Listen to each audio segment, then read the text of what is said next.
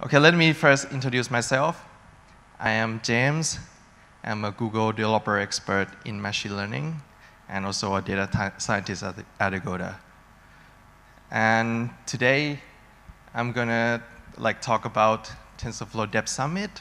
So last month, I had a chance to go to Mountain View and attend the TensorFlow Dev Summit for the second time. And it was very nice. So today I'm just want to share you some highlights. So first of all, let's have a look at the event. So there is a very nice video that recap in 2 minutes. So let's see if it works.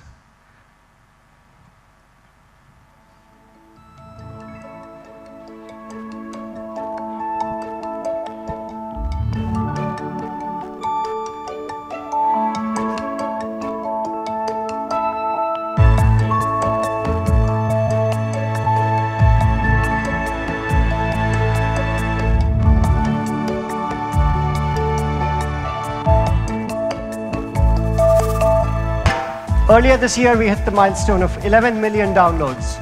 Really excited to see how much users are using this and how much impact it's having in the world.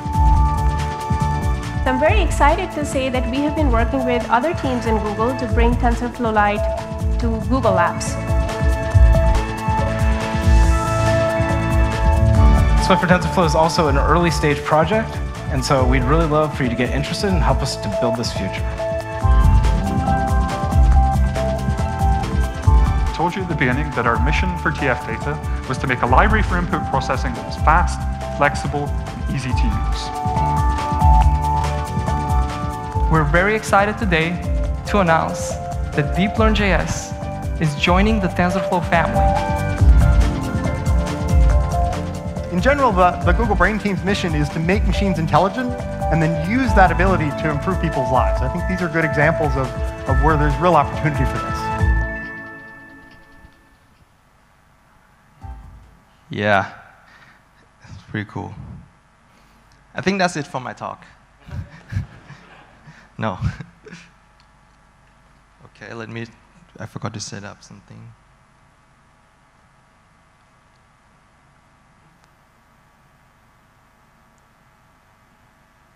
Okay.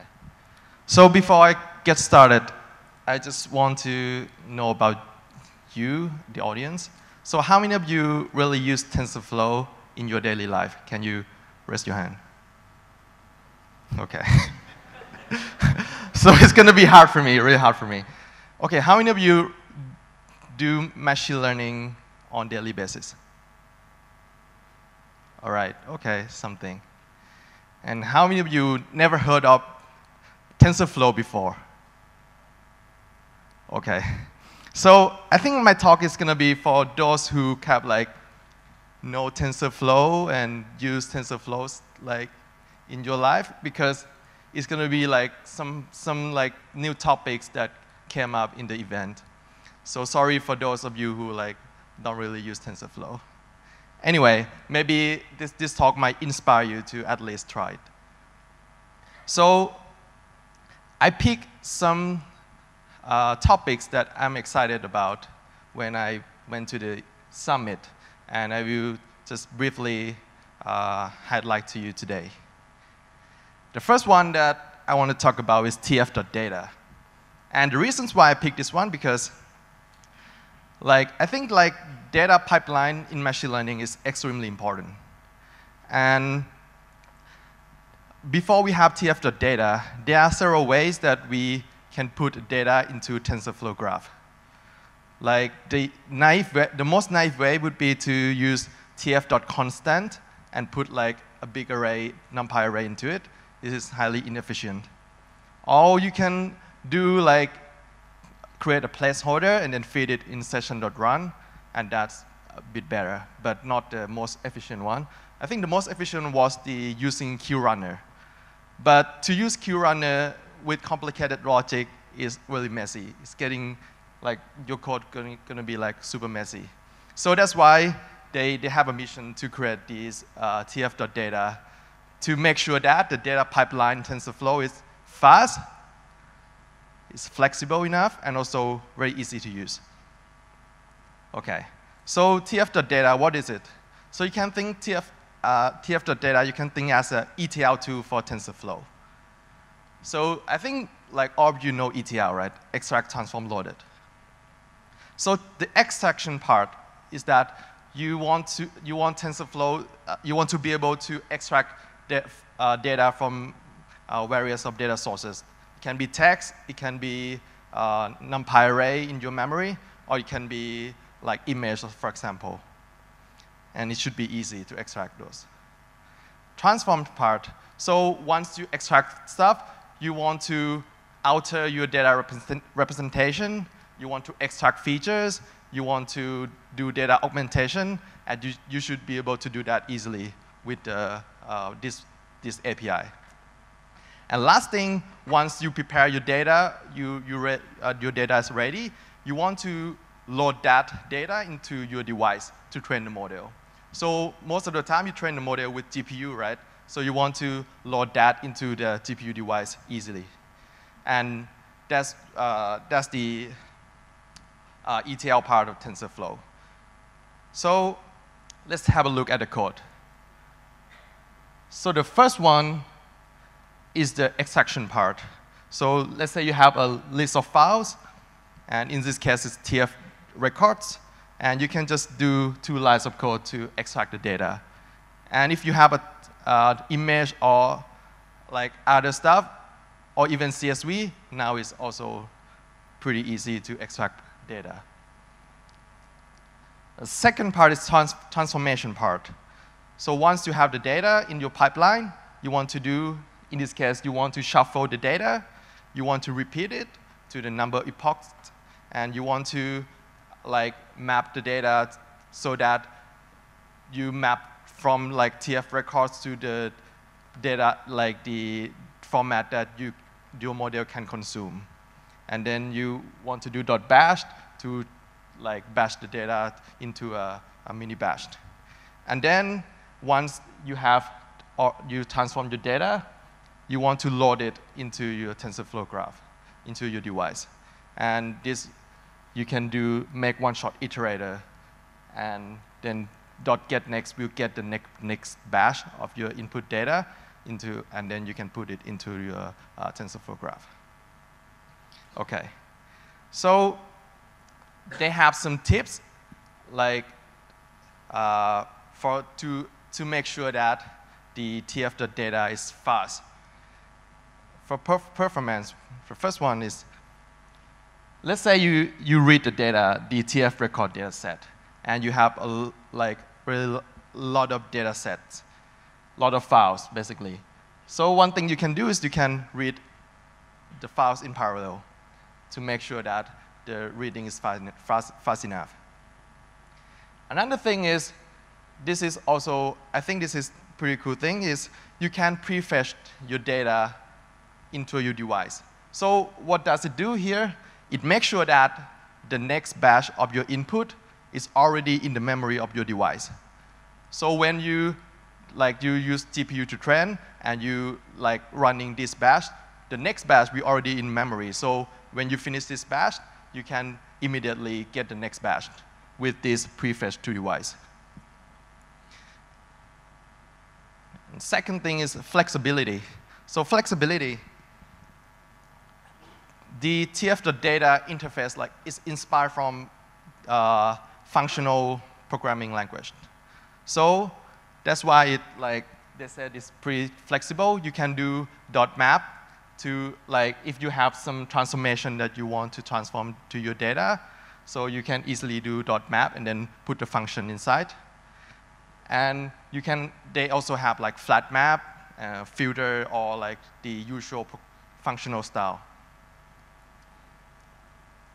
And so right now, they also support the nested structure, like dictionary, for example. And also, in your transformation, if you don't want to write a TensorFlow graph, you can also define as a Python function and use the dataset.from generator. And lastly, if you're a hardcore guy, you can also write your own dataset kernel plugin with C++. And last thing is ease of use. So they built the tf.data in a way that we can also, like, it should be easy to use. And the first thing that they do is, like, they make sure that it's compatible with eager execution mode. So, okay, most of you might not know about eager execution. It's basically a way to run the TensorFlow graph like in a Pythonic way. So it's like defined by run. So, okay, I think Martin will talk a bit more about tf.eager in his talk, but it will make your life easier, basically. So in this way, you have a batch of data, right? And you want to train model like batch by batch.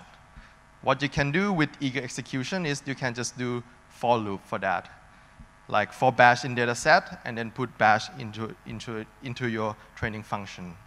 So this is really like Pythonic way.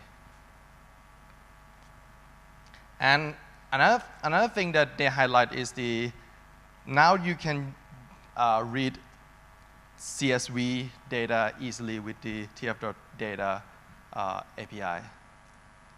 So, okay, skip this. Okay, there's a function called make CSV data that you can use to read your CSV data. You can think of it as like a pandas read CSV, and you can put it in the training function easily. So to recap quickly, so tf.data is like fast, flexible, and easy to use, and I highly recommend you guys to check it out if you're doing TensorFlow, like you're working with TensorFlow. So it will for sure like make your life easier. The next thing that I want to talk about is a practical guide via TF high-level APIs. So, okay, the reasons why I picked this one, because I think this is also something that I find really convenient to work with, but not a lot of people that I know that working with TensorFlow really use it. So I want to make sure that you guys know about this one and try it out later. So the high-level API, the core concept of high-level API is something called estimator. What is an estimator? Estimator encapsulates everything you need, like in terms of logic about your model inside an object. So encapsulate like the sessions, so you don't have to learn about what is session in TensorFlow. It handles it for you. So it really let you focus on creating your logic, training logic. And once you have estimator, you can interact with estimator with several functions. You can train it, you can evaluate it, predict, and also export safe model. So like if you use scikit-learn, this is basically pretty much similar to scikit-learn API. So what you have to do, you just have to define two things. You have to define your input function, which you can use tf.data, of course. And you have to also define model function, which basically your training logic, how you're going to train your model. But luckily, for the model function, they also provide a lot of pre-made estimator so that you don't have to actually specify your model function if you use standard machine learning algorithms. And I will give you some examples. So the example is, let's say that we want to build the height recommendation website, and we want to basically recommend heights to a user. And what data do we have? Do we have height information, like elevator gain? We have also user data, and we have also user interaction with the height, like that user like or not like, or the rating. And we want to build a recommendation. So how are we going to approach this problem? So we define as we want to predict if a user like this hike or not. So probability of like given user and hike. So your features would be height features and user features, and then your label would be like or not, 0 or 1. And this is like standard classification problem. So there's a pre-made estimator called DNN classifier, which is like using like deep neural networks to do standard binary classification. Or it can be multi-class classification as well. So let's see the code. Let's say that you start really simple. You only use one feature in your model. So you use height ID as a features. And what you have to define, you have to define this like feature column. I will talk a bit more about it, but you define your features. And then you define your pre-made estimator. In this case, it's going to be DNN classifier. And then you say like you want only one unit, hidden unit, and you put feature column inside it. And you define how your training input look like, and you define how you can evaluate the input for evaluation. And then you call the train and eval function, and that's it. It's pretty easy, right? So once you train it, what you get is you get free summaries and all the metrics that you need. So you can see your loss on evaluation and training. You can see your accuracy on evaluation set. You can even see the AUC on precision recall AUC. So it's pre-made everything for you. You don't have to specify by yourself. And this is, of course, you have to do like open TensorBoard to see this. So a bit about feature columns. Feature columns is let you define your it's basically how you're going to define your features. Because like you might want to experiment with a lot of feature engineering and stuff. So this will be like very handy for you. So there are many features, preparation, or engineering that you can do with this feature column. So you can do bucketizing or feature crossing, basically like the interaction, or hashing and embedding. So let's say that you want to do more. You want to add more features in your existing model. You say that there's a tag for each hike, like if it's kid-friendly or dog-friendly or not, and you want to use that information in your model. So you can do this, and you can use indicator column to do one-hot encoding. And let's say you have the evaluation gain, and it's a numerical column. So you can just specify this. And if you have any normalization function, then they support it. And lastly, if you want to add distance to your model, and you want to bucketize the distance, they also support the bucketization. And what you have to do is you just have to put everything inside the feature columns, and everything should work just fine. And let's say if you want to do even more to do personalized recommendation, so meaning that for each user you want to recommend different hikes.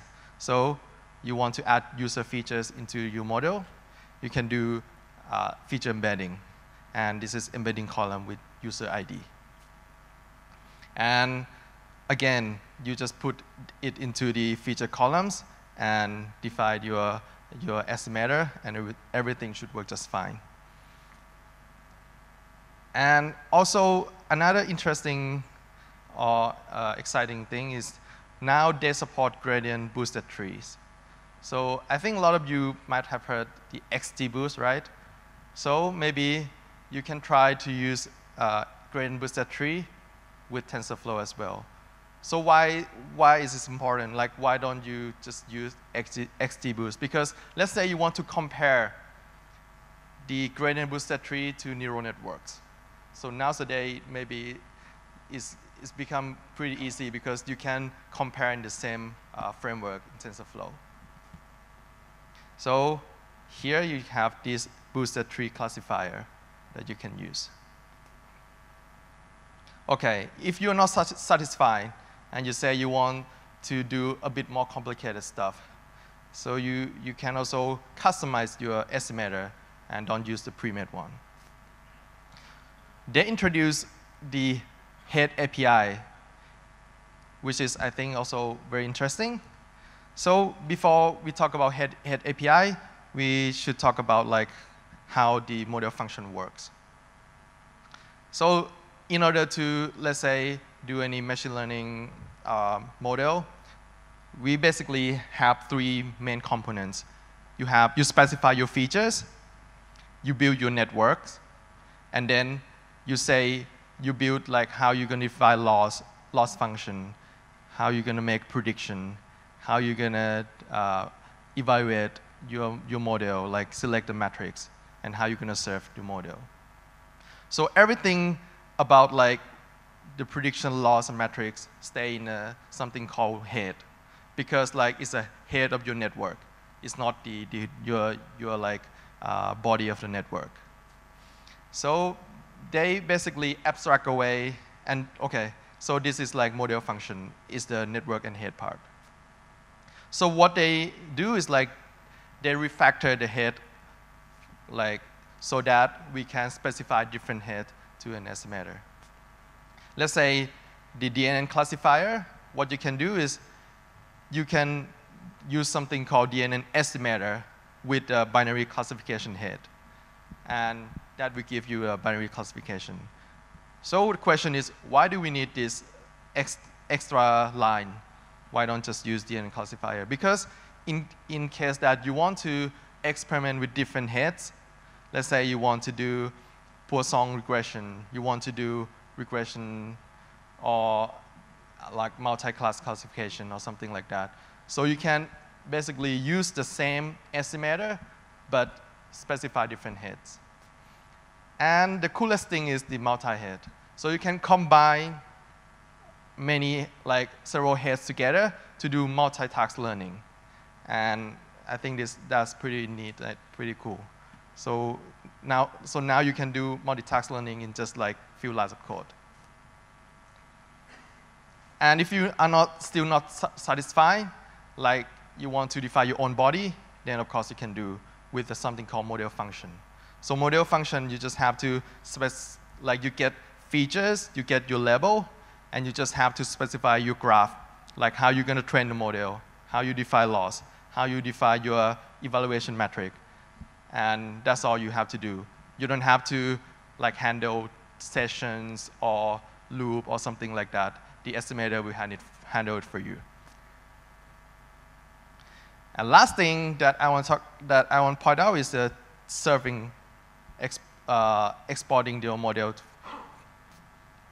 So in order to export your model, you just have to define another function, which is build parsing serving is the receiver function. And they have like a pre-made function for you. It's pretty easy to do.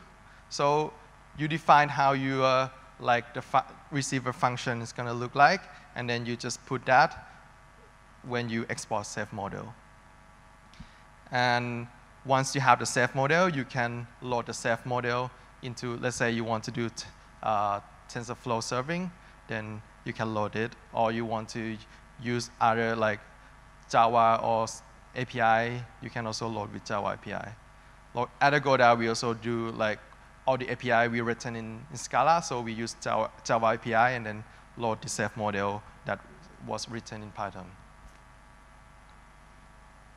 And so I highly recommend you to check the high-level API out, especially estimators and pre-made estimators.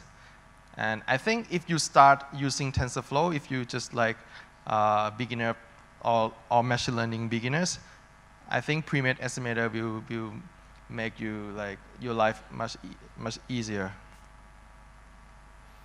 Okay, the next thing I want to talk about is distributed TensorFlow.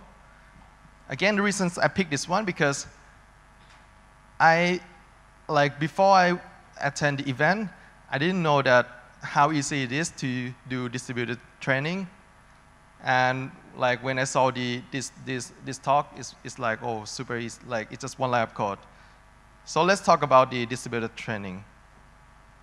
So there are several architectures that you can do the distributed training. This is not distributed training, right? So you have single server, single node. You have one GPU. You cannot distribute anything. But let's say you have multiple GPUs. I think this is most of the case. Like you have one big server with multiple GPUs, and you want to distribute your work across GPUs. And the last architecture is, I think the most complicated one is, let's say you have multiple servers, multiple nodes, and then for each server you also have multiple GPUs. So this is getting complicated because you also have to communicate between servers. So how do I do this in TensorFlow? This is how you specify estimator today.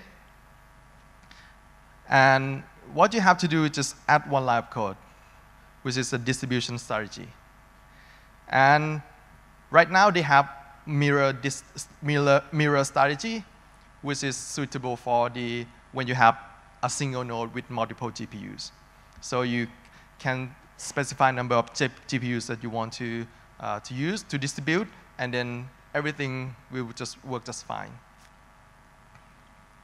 This is the distribution strategy. So how about multi-node training? So they say it's coming. And you always have to use the train and evaluation function to make this thing work. And also check out Sorawit. I think this is like a community, I think it's published by Uber, if I remember correctly. So they create their own framework, like distributed training framework on top of TensorFlow. And you may want to check it out. So if you want to try it out, you just have to pip install the TF nightly, and I recommend you to try it out. So another thing that I want to talk about is TensorFlow Hub.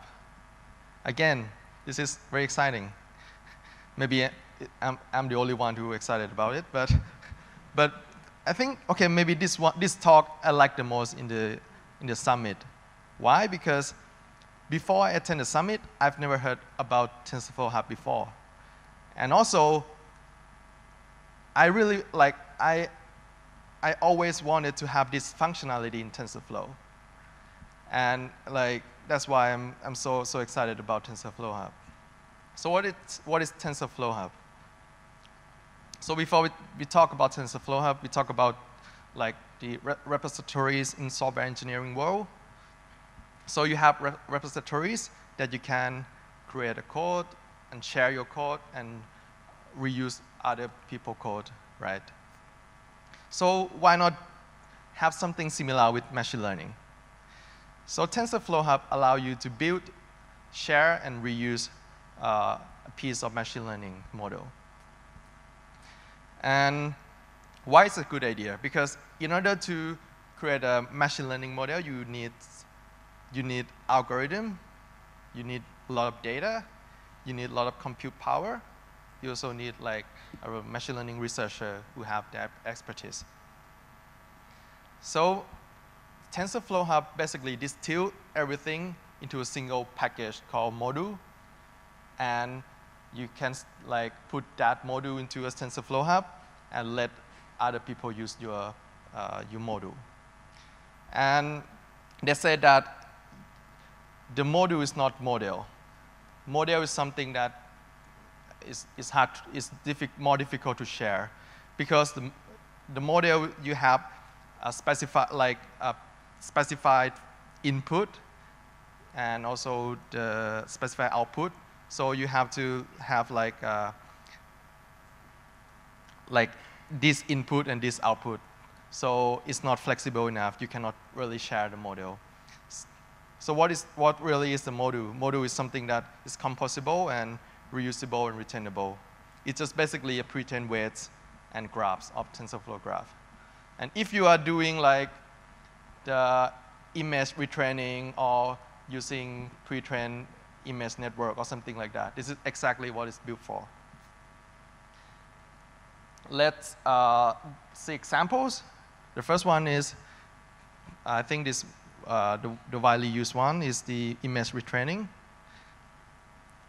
At Agoda, we also do some image retraining because we have like photos of the hotels, and we want to classify photo into predefined categories. Let's say it's a bedroom, it's a swimming pool, it's a kitchen or something like that. So, but we don't have like tons of data to train the whole model. We use a pre-trained model, let's say ResNet, and then we retrain it on, using our existing data. And if you go to the tensorflow.org/hub, you're going to see a lot of predefined, lot of image modules. Like, for example, this is MobileNet, and you have like ResNet and other stuff. So let's see the code. So this is how the code look like. It's just like few live codes. You just do hub.module, and then copy paste the URL over there. And this is the NestNet, the current state-of-the-art image classification architectures. And you just you do hub.module and then your URL, and we return a module function that you can pass your image in, and we return features vector of the image. And that features has already been trained with like a lot of data, and use like a lot of compute power to get that feature vector. But we can just reuse it just like this. And once we have the image features, we can do like classification on top of that, like do the dense layer and then do the softmax and stuff. And of course, you can also retrain it. So you can specify that you want the returnable equal true, and then that's it. You can retain the weight again, the features, like the image features again. And what are available image modules that we currently have? We have NestNet, we have MobileNet, we have all the standard stuff like Inception, ResNet, and other things. So next thing is a text classification. And again, I'm excited about it. So let's say you want to do classify a sentence if a sentence is positive or negative. Very simple case. So what you want to do is basically you want to transform like your string sentence into a vector, a fixed length vector. And then once you have that vector, you can do classification if you want. There are many ways that you can do it. Like you can do like word-to-vec or other stuff. But there's like very exciting paper that actually just came out the same day they host the TensorFlow Summit. So in the morning, the paper came out. They already put in the TensorFlow Hub. I think they prepared for the summit. So this is called universal sentence encodings. Like if you know word-to-vec, you can transform like word into a fixed length vector. But now you can transform the whole sentence into a fixed length vector. It's very exciting. And the algorithm behind it, I think they use something called transformer. I think they found a paper called all you need is attention. All you need is attention. And then they use that algorithm to do multitask learning to get the sentence representation as universal as possible. And you should check it out. The paper itself is also very interesting. So how are you going to use it in the using TensorFlow Hub? So it's again, you just copy paste the URL and that's it. But this is a bit more difficult because they use the text embedding column, and then This is the same feature column as I talked before in the estimator. So they have like text embedding column, and you can just pass this in the estimator, pre-made estimator, or any estimator that you have. And super easy. I haven't tried myself, this sentence encoding, but I think it should be very efficient. And of course, you can also retrain your weights with your existing data if you want. And what are other text modules? So they have the neural network language model on 4 languages. And of course, word2vec, and something called AMO. I'm not quite sure, like, I'm not an expert in NLP, so I don't know what AMO is. Maybe someone might know. And they also have more modules like GAN, progressive GANs, and also audio and video modules are coming. So you should definitely check it out. TensorFlow.org/hub. Okay, and one thing that I didn't say is like you can also create your module and put it inside the TensorFlow hub. And what I'm looking for is someone who create a Thai language sentence, universal sentence encoding, and put inside the TensorFlow hub. That would be awesome. So the last thing that I want to talk about is debugging TensorFlow. And like if you work with TensorFlow before, you will know that debugging TensorFlow is extremely annoying. And yeah, it's pretty hard and annoying. But with the new TensorFlow plugin, TensorBoard plugins, I guess it's going to get easier. So what you can do is you can have is like you can literally see like your TensorFlow through the graph as it runs with the TensorBoard plugins.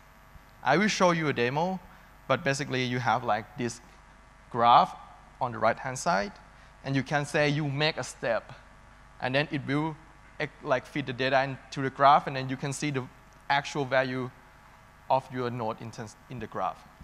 And that's very exciting. I will show you a demo that the exact same demo that they did in the event. I will try to do it here. So if it doesn't work, you just go to YouTube and watch it yourself.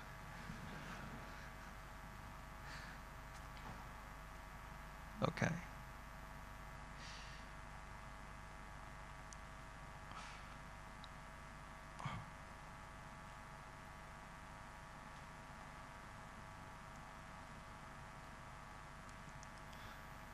So we're going to train an MNIST model, like model that classify MNIST data.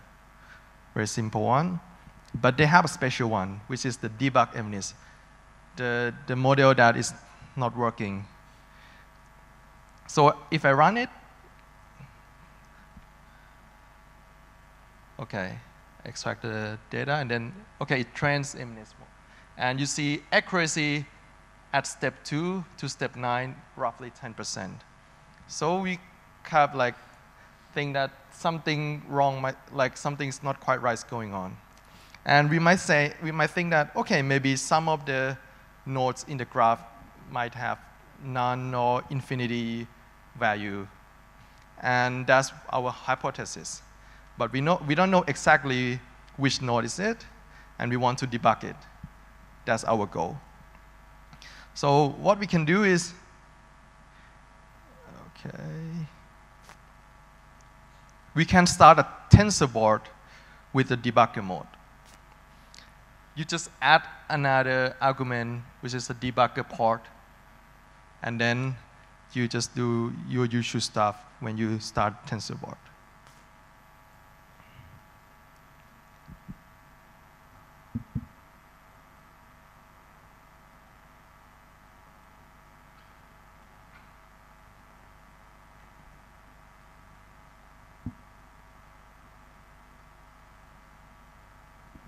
Okay, so if you go to your local host in the port that you specify, you will see something like this. So it said waiting for session.run to connect. And it also tells you if you want the TensorBoard plugin to work, how you have to change your code in this way. So let's say you want to you have a session here. You just have to add another line of code to wrap the plugin inside session like this. And then you can connect to this TensorBoard plugin, that TensorBoard debugger. So what I'm going to do is I'm going to run again the MNIST one, but I'm going to enable the TensorBoard plugin. Okay. I hope that it works. All right. Here, you can see this. Okay, it's pretty small.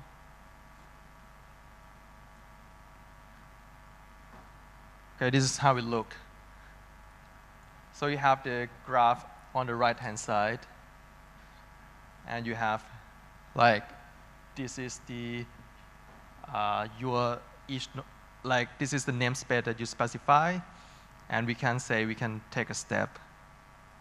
Okay, so now we take a step, and the cool thing is we can if we take more steps, it just run another step, but we can say that please run until it hits some conditions.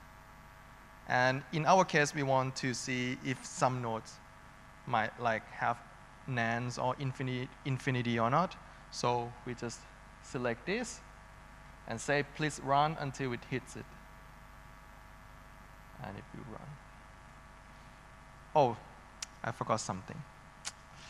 Okay. I have to check this.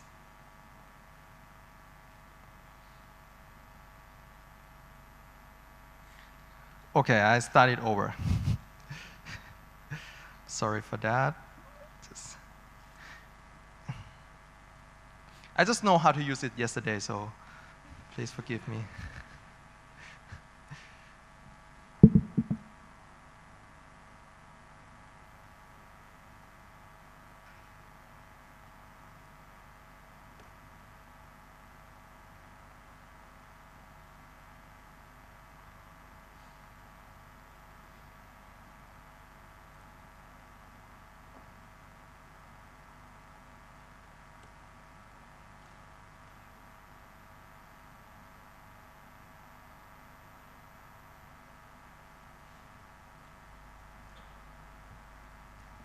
Okay, then I do this. Okay, now here we go. So it run until it hits the condition. Okay, so here we have this cross entropy and lock this node that basically minus infinity. We can see the value inside the tensor like this. We can also slide it, let's say, in a NumPy style. No, should work. All right. You can slide it like this.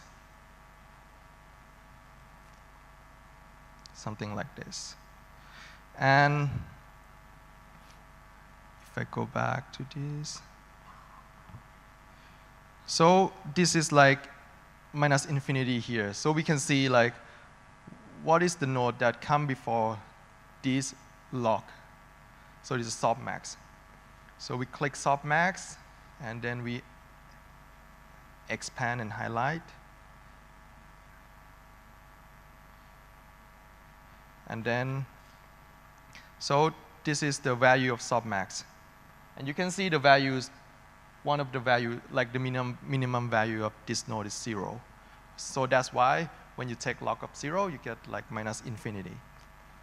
And what you can do is you can select show code here on the left-hand side. And then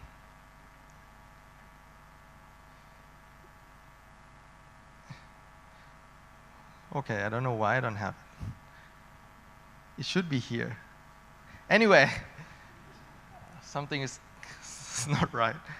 Anyway, like if it works correctly, you will see the line of code that you define your log and softmax, and you can go back to your code and then make it works. Like just add one or something like that.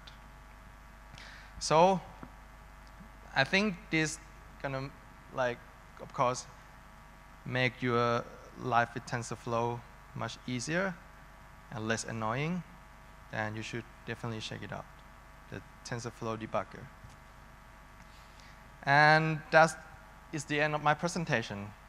We also have other, I think we're gonna learn more about TensorFlow.js from Pita, and we're gonna learn more about eager execution from Martin. So if you have any questions for this talk, please let me know. Thank you.